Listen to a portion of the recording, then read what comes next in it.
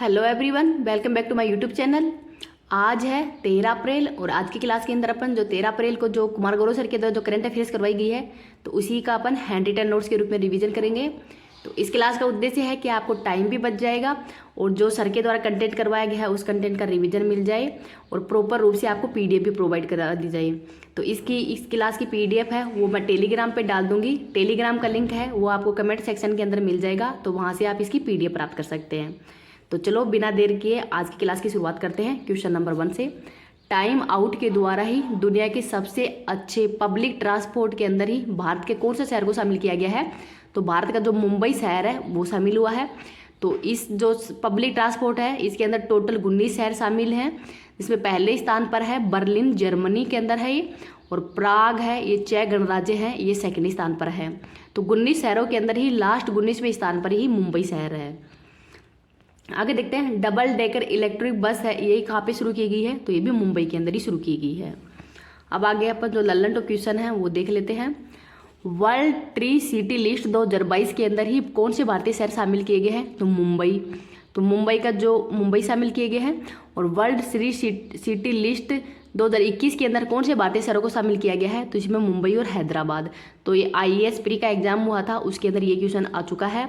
अब ये क्वेश्चन आने की संभावना है, जो भी अब 2023 के अंदर एग्जाम होने वाले हैं, तो इसको थोड़ा ध्यान से समझ लेना। आगे देखते हैं, एप्पल द्वारा अपना पहला रिटेल स्टोर भारत के अंदर कहाँ पे खोला जा रहा है? तो मुंबई के अंदर। ग्लोबल वार्मिंग के अंदर ही राष्ट्रीय योगदान की ग्लोबल सूची के अंदर ही भारत कौन से स्थान पर है? तो भारत 5वें स्थान पर है।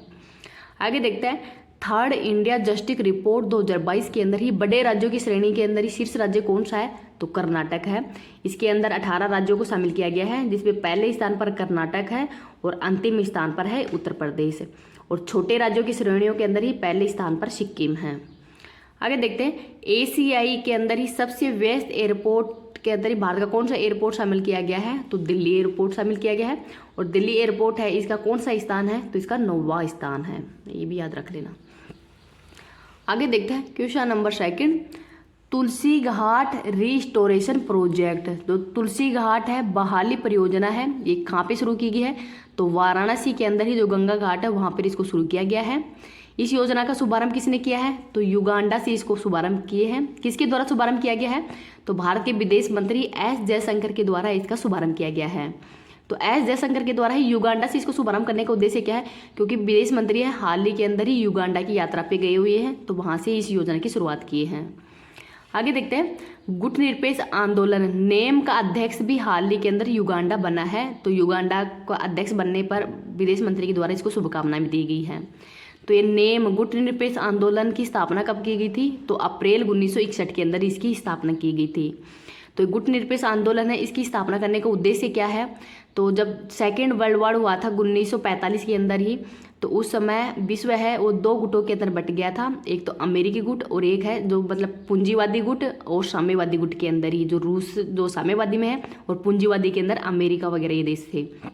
तो भारत था वो किसी भी देश के अंदर किसी भी गुट के अंदर शामिल नहीं होना चाहता था। तो ऐसे देश जो कि किसी भी गुट में शामिल नहीं होने चाह रहे थे, तो उन्होंने गुट निरपेक्ष आंदोलन अर्थात नेम का अलग से गठन किया गया था। तो भारत है वो गुट निरपेक्ष आंदोलन के अंदर शामिल है। तो इसका हाल ही में अध्यक्ष है वो युगांडा को बनाया गया है, तो ये याद रख लेना। आगे देखते हैं, लल्लन टॉप क्वेश्चन देखते हैं। किस देश ने ही निवेश एंड नौकरियों को ही आकर्षित करने के लिए गोल्डन लाइसेंस लॉन्च किया है? तो ये बहरीन के द्वारा लॉन्च किया है। राजस्थान वानिकी एंड जैव विविधता विकास परियोजना के लिए ही आर्थिक सहयोग के लिए समझौता किया गया है। तो किसके साथ किया है? तो फ्रांसीसी विकास एजेंसी के साथ किया गया है, जिसके द्वारा टोटल फंड में 70% फंड है वो फ्रांसीसी विकास एजेंसी के द्वारा दिया जाएगा और 30% फंड है वो राज्य सरकार के द्वारा वहन किया जाएगा। तो ये याद रख लेना। आगे देखते हैं, Assam integrated river basin management project के लिए ही $108 मिलियन का ऋण की घोषणा की है। तो किसके द्वारा की गई है? तो विश्व बैंक के द्वारा की गई है। और विश्व बैंक के वर्तमान में अध्यक्ष कौन है? तो ये है अजय भंगा। आगे देखते हैं, पटना मेट्रो रेल परियोजना के लिए सहयोग की घोषणा किसने की है? तो जाइका के द्वारा। जाइका क्या है? तो ये जापान की कंपनी है। आगे देखते हैं, पाकिस्तान की मोहम्मद बहुउद्देशीय बांध परियोजना है, इसके लिए आर्थिक सहयोग की घोषणा किसने की है? तो सऊदी अरब के द्वारा की गई है। तो जो पाकिस्तान का जो पेशावर राज्य है वहाँ पर ही ये मोहम्मद बहुउद्देशीय परियोजना है, इसको शुरू किया जा रहा है। तो इस योजना का उद्देश्य क्या था, तो इसके अंदर बिजली है, पानी है, मछली पालन है आदि की सुविधाएं उपलब्ध करवाना है, इसका उद्देश्य है। अब अगर आपको ये वीडियो पसंद आ रही है तो प्लीज़ इसको ज़्यादा से ज़्यादा लाइक एंड शेयर कर देना, और अभी तक चैनल को सब्सक्राइब नहीं किया है तो चैनल को सब्सक्राइब भी कर लेना। अगर आपको लग रहा है कि आपका थोड़ा बहुत भी टाइम बच रहा है इस क्लास के अंदर, तो मेरे से कुछ भी मेहनत हो पाएगी तो मैं करने की कोशिश करूँगी। इससे आपको भी थोड़ा फ़ायदा हो जाएगा कि आपको प्रॉपर PDF भी मिल जाएगी और पूरी क्लास का रिवीजन भी हो जाएगा। क्वेश्चन नंबर 3 देखते हैं। प्रबंधन प्रभावशाली मूल्यांकन की ही 5वां संस्करण जारी किया गया है इसका। तो इसके लिए जो प्रबंधन प्रभावशाली मूल्यांकन है, इसके द्वारा ही उत्कृष्ट श्रेणी के अंदर ही पहला स्थान किस टाइगर रिजर्व को दिया गया है। तो ये जो प्रबंधन प्रभावशाली मूल्यांकन है, इसकी स्थापना 2006 के अंदर की गई है। ये हर 4 साल के अंदर एक बार रिपोर्ट पेश की जाती है और इस बार है इसका 5वां संस्करण है। तो इसके द्वारा ही जो उत्कृष्ट श्रेणी के अंदर ही पहला स्थान किस टाइगर रिजर्व को दिया गया है, तो जो पेरियार टाइगर रिजर्व है केरल के अंदर ही, तो ये पहले स्थान पर है और सेकंड स्थान पर है सतपुड़ा तथा बांदीपुर। तो सतपुड़ा टाइगर रिजर्व मध्य प्रदेश में है और जो बांदीपुर टाइगर रिजर्व है ये कर्नाटक के अंदर है, तो ये सेकंड स्थान पर है। तो इसके अंदर जो उत्कृष्ट श्रेणी के अंदर टोटल 12 जो टाइगर रिजर्व है वो शामिल किए गए हैं, जिसमें पहले स्थान पर पेरियार और सेकंड स्थान पर 2 टाइगर रिजर्व हैं, जिसमें सतपुड़ा और बांदीपुर है। तो इन दोनों को याद रख लेना। आगे देखते हैं लल्लन टॉप बातें। प्रधानमंत्री नहीं प्रोजेक्ट टाइगर, तो प्रोजेक्ट टाइगर को कितने वर्ष कंप्लीट हो गए हैं, तो 50 वर्ष पूरे हो गए। तो 50 वर्ष पूरे होने की स्मृति के अंदर ही कार्यक्रम का उद्घाटन कहाँ पे किया गया है, तो बांदीपुर टाइगर रिजर्व कर्नाटक के अंदर ही किया गया है। वर्ष 2022 के अंदर ही बाघों की टोटल संख्या कितनी हो गई है, तो 3167 हो गई है। दुनिया में सर्वाधिक बाघों की आबादी कहाँ पे है, तो भारत के अंदर ही है। तो टोटल विश्व की आबादी में ही जो बाघों की संख्या है वो भारत के अंदर 75% बाघ पाए जाते हैं। आगे देखते हैं। इंटरनेशनल बिग कैट अलायंस की स्थापना कहाँ पे की गई है, तो भारत के अंदर ही। और भारत के अंदर जो 8 चीते हैं वो नामीबिया से ही कूनो नेशनल पार्क मध्य प्रदेश के अंदर भी लाए गए थे हाल ही के अंदर। आगे देखते हैं क्वेश्चन नंबर 4। क्वेश्चन नंबर 4 को आज थोड़ी वीडियो थोड़ी क्लियर भी नहीं आएगा क्योंकि लाइट का इशू हो रहा है, लाइट तो आ नहीं रही है, तो मैंने बैटरी के मतलब उजाला करके आपकी क्लास रिकॉर्ड कर रही हूँ। आगे देखते हैं क्वेश्चन नंबर 4। जापान के शोधकर्ताओं ने ही यूरेनियम के किस नए समस्थानिक की खोज की है, तो जो जापान के जो शोधकर्ताओं ने हाल ही के अंदर यूरेनियम के एक नए समस्थानिक खोज की है, जिसका नाम है यूरेनियम 241। तो यूरेनियम क्या होता है, तो ये एक रेडियो एक्टिव पदार्थ होता है। और समस्थानिक क्या होता है, तो जिनका परमाणु क्रमांक समान होता है वो समस्थानिक होते हैं। तो यूरेनियम के कौन कौन से समस्थानिक पाए जाते हैं, तो 92 यूरेनियम 234, 92 यूरेनियम 235 और 92 यूरेनियम 238 और 92 यूरेनियम 241। तो 241 की खोज तो हाल ही में की गई है। और जिसमें मैक्सिमम जो यूरेनियम वो सबसे ज़्यादा कौन सा पाया जाता है, तो 238 वाला। और जो मिनिमम है जिसके अंदर परमाणु ईंधन सबसे ज़्यादा पाया जाता है वो है यूरेनियम 235 है। और सबसे ज़्यादा भारत के अंदर कौन सा पाया जाता है, 238। तो ये भी याद रख लेना। आगे देखते हैं लल्लन टॉप क्वेश्चन देख लेते हैं। दुनिया की पहली तरल हाइड्रोजन संचालित नौका कौन सी है, तो कौन से नॉर्वे के में शुरू किया गया है। डेंगू हेतु पहली DNA वैक्सीन किस देश के अंदर विकसित की है, तो भारत के अंदर ही। और वैक्सीन का नाम क्या है, तो डिगवैक्सिया इस वैक्सीन का नाम है। आगे देखते हैं। सूर्य से 33 बिलियन गुना बड़े विशाल ब्लैक होल की खोज किसने की है, तो ब्रिटेन तथा जर्मनी के सहयोग से ही इस ब्लैक होल की खोज की है। CO2 आयात कर और इसे समुद्र के नीचे ही स्टोर करने वाला दुनिया का पहला देश कौन सा है, तो ये डेनमार्क है। आगे देखते हैं। मलेरिया की पहली वैक्सीन, तो इसका नाम है मोस्किविरिप। तो मोस्किविरिप है ये दुनिया की पहली मलेरिया की वैक्सीन है, तो इसको भी याद रख लेना। आगे और देखते हैं। क्वेश्चन नंबर 5 देखते हैं। मानव अंतरिक्ष उड़ान दिवस, तो मानव अंतरिक्ष उड़ान दिवस कब मनाया जाता है, तो ये 12 अप्रैल को मनाया जाता है। कब घोषणा की गई थी, तो 2011 के अंदर ही अंतरिक्ष मानव उड़ान दिवस मनाने की घोषणा की गई है। 12 अप्रैल 1961 को ही यूरी जो गागरिन है, जो कि सोवियत संघ से संबंधित है, ये पहली बार अंतरिक्ष में गए थे। तो पहली बार अंतरिक्ष में कब गए थे, तो 12 अप्रैल 1961 को ही गए थे। और इसीलिए 12 अप्रैल को ही मानव अंतरिक्ष उड़ान दिवस मनाया जाता है। जलियांवाला बाग हत्याकांड कब हुआ था? तो ये 13 अप्रैल 1919 को हुआ था। अंतरिक्ष के अंदर ही जाने वाली पहली महिला कौन है? तो इनका नाम है वेलेटिका। ये वेलेटिका कब गई थी? तो 1963 के अंदर गई थी। आगे देखते हैं, चंद्रमा पर कदम रखने वाला पहला अंतरिक्ष यात्री कौन है? तो यह है नील आर्मस्ट्रॉन्ग। आर्टेमिस मिशन के तहत ही महिला अंतरिक्ष यात्री कौन है? पहली महिला अंतरिक्ष यात्री कौन है जो कि अंतरिक्ष में जाएगी? तो इनका नाम है क्रिस्टीना कोच। तो इसमें 4 अंतरिक्ष यात्री जाएंगे, जिसमें एक महिला अंतरिक्ष यात्री भी है जिसका नाम है क्रिस्टीना कोच। आगे देखते हैं, ललन टॉप क्वेश्चन देख लेते हैं। अंतर्राष्ट्रीय खेल दिवस कब मनाया जाता है? 6 अप्रैल को। राष्ट्रीय समुद्री दिवस कब मनाया जाता है? तो ये मनाया जाता है 7 अप्रैल को। विश्व स्वास्थ्य दिवस कब मनाया जाता है? 7 अप्रैल को। विश्व होम्योपैथी दिवस 10 अप्रैल को। राष्ट्रीय सुरक्षित मातृत्व दिवस 11 अप्रैल को। विश्व मौसम विज्ञान दिवस 23 मार्च को मनाया जाता है। आगे देखते हैं question number 6। National stock exchange NSE के द्वारा ही इंडेक्स जारी किया गया है। रियल इस्टेट ये REIT तथा इंफ्रास्ट्रक्चर के लिए INVITS। तो ये 2 इंडेक्स किसके द्वारा जारी किए गए हैं? तो नेशनल स्टॉक एक्सचेंज के द्वारा ही जारी किए गए हैं। इनका आधार वर्ष क्या है? तो 1 जुलाई 2019 है और आधार अंक तो ये 100 अंक है। तो नेशनल स्टॉक एक्सचेंज है, इसकी स्थापना कब की गई थी? तो 1992 के अंदर इसकी स्थापना की गई थी। और एक सूचकांक कौन सा है? तो निफ्टी इसका सूचकांक है, इसको भी याद रख लेना। आगे देखते हैं सेबी। तो जो सेबी है इसकी पहली महिला अध्यक्ष कौन है? तो माधवीपुरी बुच है। और सेबी के द्वारा ही जो नेशनल स्टॉक एक्सचेंज तथा जो बॉम्बे स्टॉक एक्सचेंज है इन दोनों को रेगुलेट करती है। तो नेशनल स्टॉक एक्सचेंज है इसकी स्थापना 1992 में की गई थी, सूचकांक निफ्टी है। और जो बॉम्बे स्टॉक एक्सचेंज है इसकी स्थापना 1875 में की गई है और इसका सूचकांक क्या है? स्टॉक एक्सचेंज है। यह एशिया का सबसे पुराना स्टॉक एक्सचेंज है, तो इसको भी याद रखना। सबसे पुराना कौन सा है? तो ये BSE है।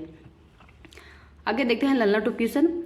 फिनो पेमेंट बैंक ने ही किस IPL टीम के साथ में डिजिटल बैंकिंग साथी बनाया है? तो राजस्थान रॉयल के साथ में ही। व्हाट्सएप बैंकिंग सेवाएं, तो व्हाट्सएप बैंकिंग सेवाएं हैं वो एयरटेल तथा इंडियन पोस्ट पेमेंट बैंक के द्वारा शुरू किया गया है। आगे देखते हैं, गोपनीयता संबंधी चिंताओं को लेकर ही ChatGPT पर प्रतिबंध किस देश ने लगाया है? तो इटली के द्वारा लगाया गया है। ये ChatGPT है, किसने लॉन्च किया है? तो OpenAI के द्वारा लॉन्च किया गया है। और ये ChatGPT है, इसको काउंटर करने के लिए ही गूगल के द्वारा बार्ड बनाया गया है। आगे देखते हैं, विश्व बैंक के अनुसार ही वर्ष 2024 के अंदर भारत की GDP कितनी रहने की उम्मीद है? तो 6.3% है। और एशियन डेवलपमेंट बैंक ने भारत की वृद्धि दर 2023-24 के अंदर ही कितनी अनुमानित की है? तो वो की है 6.4%। तो ADB ने 6.4% मानी है और विश्व बैंक के द्वारा 6.3%। तो इन दोनों को याद रख लेना। नेक्स्ट और देखते हैं, क्वेश्चन नंबर 6 देखते हैं। MP-LEDS फंड का उपयोग सबसे अच्छा राज्य, मतलब MP-LEDS जो फंड है इसके उपयोग के अंदर ही सर्वश्रेष्ठ राज्य कौन सा है इसके उपयोग में? तो MP-LEDS क्या होता है? तो MP local area development scheme के तहत ही सांसद अपने क्षेत्र के विकास के लिए ही इनको 1 वर्ष के अंदर 5 करोड़ रुपए दिए जाते हैं कि सांसद अपने क्षेत्र का विकास कर सके। तो MP-LEDS की शुरुआत कब की गई थी? तो 1993 के अंदर इसकी शुरुआत की गई थी। तो इसके अंतर्गत ही सबसे अच्छा प्रदर्शन करने वाला राज्य गुजरात है, सेकंड स्थान पर झारखंड है। और सबसे ज़्यादा ये MP-LEDS के तहत फंड किस राज्य को दिया जाता है? तो मध्य प्रदेश को दिया जाता है। और न्यूनतम फंड है वो सिक्किम को दिया जाता है, क्योंकि सबसे ज़्यादा MP कहाँ पे है? उत्तर प्रदेश में है। और सबसे कम तो ये सिक्किम के अंदर है, तो सिक्किम को सबसे कम फंड दिया जाता है। आगे देखते हैं लर्न टॉप क्वेश्चन। डिकिन विश्वविद्यालय के ही IFSCA से ही स्वीकृति प्राप्त करने वाला पहला विदेशी विश्वविद्यालय कहाँ स्थापित किया जा रहा है? तो गुजरात के अंदर ही जो गिफ्ट सिटी है वहाँ गांधीनगर के अंदर इनको स्थापित किया जा रहा है। आगे देखते हैं, सौराष्ट्र तमिल संगम का आयोजन कहाँ पे किया जा रहा है? तो गुजरात के अंदर। प्रोजेक्ट लायन के लिए ही गुजरात सरकार के द्वारा ही एशियाई शेरों के लिए दूसरे घर के रूप में किस अभ्यारण्य को प्रस्तावित किया है? तो सबसे ज़्यादा जो एशियाई शेर है वो कहाँ पे पाए जाते हैं? तो गिर नेशनल पार्क के अंदर पाए जाते हैं। और सेकंड तो वर्धा वन्यजीव अभ्यारण्य, तो ये कहाँ पे है? तो ये भी गुजरात के अंदर ही है। तो वर्धा वन्यजीव अभ्यारण्य के अंदर ही। 36वें राष्ट्रीय खेलों का आयोजन तो गुजरात के अंदर ही किया गया था। और इसके अंदर पदक तालिका में पहले स्थान पर कौन सा राज्य आया था? तो ये महाराष्ट्र आया था। आगे देखते हैं क्वेश्चन नंबर 8। संजीवनी परियोजना, तो जो संजीवनी परियोजना है इसको किसने शुरू किया है? तो हिमाचल प्रदेश के अंदर ही इस योजना को शुरू किया गया है। यह पशुधन स्वास्थ्य देखभाल के लिए ही इस योजना को शुरू किया गया है और पशुधन स्वास्थ्य देखभाल के लिए ही सुविधाएं उपलब्ध करवाई जाएंगी, जिसमें मोबाइल चिकित्सा वैन है, इसका शुभारंभ भी किया गया है। तो हिमाचल प्रदेश के 12 जिलों के अंदर ही 44 वैन है, इनको शुरू किया गया है, तो इसको भी याद रख लेना। आगे देखते हैं Lallan top question. Drone imaging and information service of Haryana limited के द्वारा ही दृश्य योजना कहाँ प्रारंभ की गई है? तो हरियाणा के अंदर ही। पथश्री एंड रास्ताश्री प्रोजेक्ट, ये पश्चिम बंगाल के द्वारा शुरू किया गया है। झील विकास कार्यक्रम तेलंगाना के अंदर। स्कूल चलो अभियान, तो ये उत्तर प्रदेश सरकार के द्वारा शुरू किया गया है। आगे देखते हैं जलियांवाला बाग हत्याकांड, तो ये 13 अप्रैल 1919 को ही अमृतसर के अंदर हुआ था। तो अमृतसर के अंदर ही जो सैफुद्दीन किचलू तथा डॉक्टर सत्यपाल है, इनकी गिरफ्तार करने के कारण ही वहाँ के जो स्वतंत्र सेनानियों के द्वारा ही शांतिपूर्ण सम्मेलन का आयोजन किया जा रहा था। तो उस सम्मेलन के अंदर ही जो जनरल डायर है उसके द्वारा गोलीबारी का आदेश दे दिया गया था, जिसमें बहुत सारे व्यक्ति थे मारे गए थे। तो इसी हत्याकांड के विरोध में ही रविंद्रनाथ टैगोर के द्वारा नाइटहुड की उपाधि त्याग दी गई थी तथा महात्मा गांधी जी के द्वारा ही केसरी हिंद की उपाधि त्याग दी थी। तो इन दोनों को याद रख लेना। तो इसकी मार्च 1940 के अंदर ही जो उधम सिंह है उसके द्वारा ही जनरल डायर को मारकर इस हत्याकांड का बदला भी लिया गया था। तो किसने लिया था? तो उधम सिंह के द्वारा। कब? 1940 के अंदर। तो इसको भी याद रख लेना। नेक्स्ट और देखते हैं क्वेश्चन नंबर 9 देखते हैं। ऑनलाइन गेबलिंग पर प्रतिबंध लगाने से संबंधित कानून किस राज्य के द्वारा लाया गया है? तो तमिलनाडु के द्वारा लाया गया है। तमिलनाडु के राज्यपाल कौन है वर्तमान में? तो आर.एन. रवि। तो आर.एन. रवि के द्वारा इसको मंजूरी दे दी गई है। और तमिलनाडु के सीएम कौन है? तो ये है स्टालिन। तो जो ऑनलाइन गेमिंग कौन कौन से है? तो जैसे रम्मी है, पोकर है, इन पर प्रतिबंध लगा दिया गया है। तो ये तमिलनाडु पहला राज्य बन गया है जिसने कि ऑनलाइन गेमिंग पर प्रतिबंध लगाया है। आगे लल्लन टॉप बातें देखते हैं। प्रतिस्पर्धा संशोधन विधेयक 2023, ये मतलब इसमें संशोधन किया गया है जिसके तहत ही 2000 करोड़ रुपए से अधिक के आयात पर एक आयोग की मंजूरी के बाद में ही मतलब 2000 करोड़ से अधिक पर मंजूरी दी जाएगी।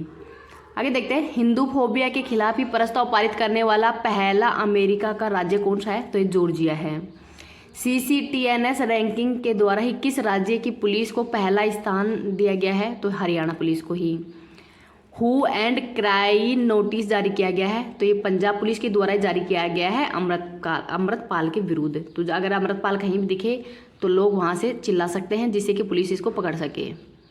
आगे देखते हैं क्वेश्चन नंबर 10। विश्व शतरंज चैंपियनशिप आर्मागेडन के अंदर ही एशिया और ओशिनिया का विजेता कौन बना है? तो टी गुकेश है, ये विजेता बने हैं। उपविजेता कौन बने हैं? तो नोदीर बेग है, ये उपविजेता बने हैं। और विजेता डी गुकेश है, ये विजेता बने हैं। तो इनको याद रख लेना। ललन टॉप क्वेश्चन देखते हैं। Madrid Spain master badminton tournament के अंदर ही महिलाओं के अंदर विजेता कौन बनी है? तो ये बनी है मरीष्का। ये कहाँ की है? तो मरीष्का इंडोनेशिया की है, ये विजेता बनी है। PV सिंधु है, ये विजेता बनी है। पुरुष के अंदर विजेता तो निशी मातो हैं जो कि जापान के हैं, ये पुरुष के अंदर विजेता बने हैं। आगे देखते हैं नियामी ओपन किताब 2023 के अंदर ही पुरुष में विजेता तो ये बने हैं मेदवेदेव। जो मेदवेदेव हैं ये रूस के खिलाड़ी हैं, तो ये विजेता बने हैं। महिलाओं के अंदर तो पेट्रो क्विटोप है, ये महिलाओं के अंदर विजेता बनी है। तो इनका भी नाम याद रख लेना। आगे देखते हैं मेरीलिबोन क्रिकेट क्लब ने ही किन भारतीयों को आजीवन मानद सदस्यता प्रदान की है? तो 5 खिलाड़ियों को मानद सदस्यता प्रदान की है। तो इनमें है युवराज सिंह है, महेंद्र सिंह धोनी है, मिताली राज है, सुरेश रैना है और झूलन गोस्वामी है। तो इन 5 खिलाड़ियों को दिया गया है। आगे देखते हैं T20 क्रिकेट के अंदर ही एम्पायरिंग करने वाली पहली महिला कौन है? तो इनका नाम है कोटन। और न्यूजीलैंड तथा श्रीलंका के मध्य जो मैच हुआ था उसके अंदर ही इनके द्वारा एम्पायरिंग की गई थी। तो इनका नाम क्या है? कोटन। अब देखते हैं क्वेश्चन नंबर 9। डेविड वॉर्नर के द्वारा ही IPL के अंदर सबसे तेज 6000 रन बनाने वाले पहले बल्लेबाज कौन बन गए हैं? तो इनका नाम है डेविड वॉर्नर। तो ये नाम भी याद रख लेना। अब अपन जो सर के द्वारा आज जो ब्रह्मास्त्र है उसका रिवीजन तो करवाया नहीं है, तो अपन गायत्री मंत्र का रिवीजन कर लेते हैं। अब भारतीय संविधान देख लेते हैं कि भारतीय संविधान के अंदर कितने भाग हैं और कौन से भाग के अंदर किसका उल्लेख किया गया है, कौन कौन से अनुच्छेद हैं। तो संविधान का भाग नंबर 1 ये संघ व उसके राज्य क्षेत्र से संबंधित है और इसके अंदर अनुच्छेद आते हैं 1 से लेकर 4 तक। भाग नंबर 2 नागरिकता से संबंधित है और अनुच्छेद है 5 से लेकर 11 तक। भाग नंबर 3 के अंदर मूल अधिकार और मूल अधिकारों के अंतर्गत अनुच्छेद है 12 से लेकर 35 तक। भाग नंबर 4 में राज्य के जो नीति निर्देशक तत्वों से संबंधित है और अनुच्छेद आते हैं 36 से लेकर 51 तक। और भाग नंबर 4 के अंदर मूल कर्तव्य से संबंधित है और अनुच्छेद है 51 क, तो 51 क मूल कर्तव्य से संबंधित है। भाग 5 ये संघ राज्य संबंधित है और अनुच्छेद आते हैं 52 से लेके 151 तक। तो अध्याय नंबर 1 के अंदर कार्यपालिका और कार्यपालिका के अंदर अनुच्छेद आते हैं 52 से लेके 78 तक। संसद, तो संसद में है 79 से लेकर 122 तक। अध्याय नंबर 3 राष्ट्रपति की विधायी शक्तियां, तो अनुच्छेद है 123। अध्याय 4 के अंदर ही संघ की न्यायपालिका से संबंधित है और अनुच्छेद है 124 से लेकर 147 तक। अध्याय 5 के अंदर ही भारत का नियंत्रक एंड महालेखा परीक्षक है और इसके अंदर अनुच्छेद है 148 से लेकर 151 तक। तो इम्पोर्टेंट है ये अध्याय, ये इनको भी देख लेना। अब भाग नंबर 6 राज्यों से संबंधित है और अनुच्छेद है 152 से लेकर 237 तक। तो साधारण अध्याय नंबर 1 में साधारण, तो 152। कार्यपालिका से संबंधित तो 153 से लेकर 167 तक है। राज्य का विधानमंडल, तो राज्य का विधानमंडल है अनुच्छेद 168 से लेकर 212 तक। राज्यपाल की जो विधायी शक्ति है वो अनुच्छेद नंबर 213 के अंतर्गत है, इसके अंतर्गत ही वो अध्यादेश जारी करता है। राज्यों के उच्च न्यायालय, तो ये अनुच्छेद 214 से लेकर 232 तक है। अधीनस्थ न्यायालय, तो अधीनस्थ न्यायालय का उल्लेख है 233 से लेकर 237 तक है। अब देखते हैं भाग नंबर 7। तो भाग नंबर 7 है ये पहली अनुसूची के भाग ख के राज्य थे जो कि 7वें संविधान संशोधन के द्वारा इनको निश्चित कर दिया गया, इनको हटा दिया गया है और ये अनुच्छेद आता है 238, इसको हटा दिया गया है। आगे देखते हैं भाग नंबर 8 है ये संघ राज्य क्षेत्र से संबंधित है और इसके अंदर अनुच्छेद है 239 से 242 तक है। भाग 9 के अंदर पंचायतें से संबंधित है और पंचायत के अंदर अनुच्छेद है 243 से 243 तक है। आगे है भाग 9 के अंदर नगर पालिकाएं हैं और अनुच्छेद नंबर 243 पी से लेकर 243 ZG तक है। आगे देखते हैं भाग 9 ख के अंदर सहकारी समितियां हैं और सहकारी समितियों के अंदर अनुच्छेद है 243 ZH से लेकर 243 ZD तक है। तो सहकारी समिति है 243 ZS से लेकर 243 ZT तक है। आगे देखते हैं भाग 10 है। तो भाग 10 अनुसूचित एवं जनजाति क्षेत्रों से संबंधित है और अनुच्छेद है 244 से 244 क तक है। भाग 11 के अंदर संघ और राज्यों के बीच में संबंध है और अनुच्छेद है 245 से 263 तक है। अध्याय 1 विधायी संबंधी, तो विधायी संबंधी है 245 से 255 तक है। प्रशासनिक संबंधी, तो अनुच्छेद है 256 से 263 तक है। आगे देखते हैं भाग 12। तो भाग 12 वित्त संपत्ति संविदाएं व वाद से संबंधित है और अनुच्छेद आता है 264 से लेकर 300 तक है। तो इसमें वित्त संबंधी अनुच्छेद है 264 से 291 तक। उधार लेन संबंधित है 292 से 293 तक और संपत्ति संविधाएं अधिकार दायित्व बाधाएं और वाद हैं 294 से 300 तक हैं। संपत्ति का अधिकार तो 300 के अंतर्गत आता है। पहले ही संपत्ति का अधिकार वो मौलिक अधिकार था जिसको कि 44वें संविधान संशोधन 44वें संविधान संशोधन के द्वारा हटाकर इसको संपत्ति के अधिकार के अंतर्गत शामिल, मतलब कानूनी अधिकार के अंदर शामिल कर दिया गया है। तो 300 के अंतर्गत आता है। आगे और देखते हैं भाग 13 में भारत के राज्य क्षेत्र के भीतर ही व्यापार वाणिज्य और समागम का उल्लेख है और अनुच्छेद आते हैं 301 से 307 तक। भाग 14 संघ और राज्यों के अधीन सेवाएं हैं और अनुच्छेद है 308 से 323 तक। इसके अंदर सेवाएं संबंधित हैं 308 से 314 तक और लोक सेवा आयोग का उल्लेख है अनुच्छेद नंबर 315 से 323 तक। तो इम्पोर्टेंट है, इनका नाम याद रख लेना। आगे देखते हैं भाग 14 क के अंतर्गत अधिकरण और अनुच्छेद आता है 323 क से लेकर 323 ख तक। भाग 15 में निर्वाचन से संबंधित है और अनुच्छेद है 324 से लेकर 329 क तक। भाग 16 कुछ वर्गों से संबंधित विशेष प्रावधान है और अनुच्छेद है 330 से लेकर 342 तक है। भाग 18, तो भाग 18 है वो राजभाषा से संबंधित, सॉरी भाग 17 राजभाषा से संबंधित है। तो इसी इसके अंदर ही अनुच्छेद आते हैं 343 से 351 तक है। तो संघ की राजभाषा का उल्लेख अनुच्छेद नंबर 343 से 344 है। प्रादेशिक भाषाओं का उल्लेख अनुच्छेद 345 से 347 है। सर्वोच्च न्यायालय व उच्च न्यायालय आदि की भाषा का उल्लेख अनुच्छेद 348 से 349 है। विशेष निर्देश तो 350 से 351 तक है। आगे देखते हैं भाग 18 आपात उपबंध से संबंधित है और ये अनुच्छेद नंबर 352 से 360 तक आते हैं। भाग 19 प्रकीर्णन से संबंधित है और अनुच्छेद आते हैं 361 से लेकर 361 से 367 तक। भाग 20 के अंदर है संविधान का संशोधन और इसके अंतर्गत अनुच्छेद आता है कौन सा 368 है। भाग 21 में अस्थायी संक्रमणकालीन एंड विशेष उपबंध से संबंधित है और अनुच्छेद आता है 369 से 392 तक है। आगे देखते हैं भाग जो 22 है उसके अंदर संक्षिप्त नाम प्रारंभ हिंदी के अंदर ही जो प्राधिकृत पाठ व निरसन से संबंधित है और अनुच्छेद आता है 393 से 395 तक ही। तो इम्पोर्टेंट है कौन से भाग के अंदर क्या शामिल है और कौन कौन से अनुच्छेद शामिल है, तो इनका थोड़ा नाम याद रख लेना, वेरी इंपॉर्टेंट है। हर एग्जाम के अंदर 1 से 2 क्वेश्चन आपको दिखने को मिल जाएंगे। थैंक यू क्लास देखने के लिए। और आगे भी चैनल को सब्सक्राइब नहीं किया तो चैनल को सब्सक्राइब कर लेना और वीडियो को लाइक एंड शेयर कर देना।